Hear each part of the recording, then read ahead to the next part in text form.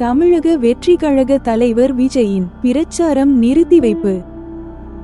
கரூர் சம்பவத்தை தொடர்ந்து இனிவரும் காலங்களில் விஜயின் பரப்புரைக்கு மாவட்ட நிர்வாகிகள் அனுமதி கேட்க வேண்டாம் என்று அந்த கட்சியின் தலைமை அறிவிப்பு வெளியிட்டுள்ளது.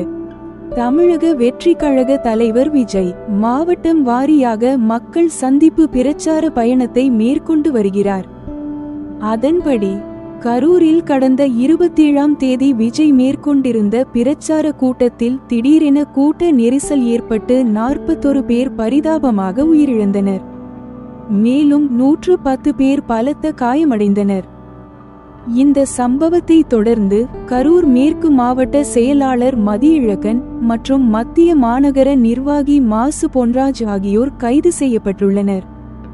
மேலும் இது தொடர்பாக நீதிமன்றத்தில் பல்வேறு தரப்பினரிடம் இருந்து மனுக்கள் அளிக்கப்பட்டு விசாரணை நடைபெற்று வருகிறது.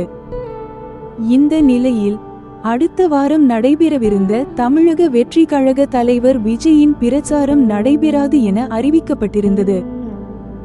இந்த நிலையில் விஜயின் பிரச்சாரம் தொடர்பாக கட்சியின் தலைமை முக்கிய அறிவிப்பை வெளியிட்டுள்ளது.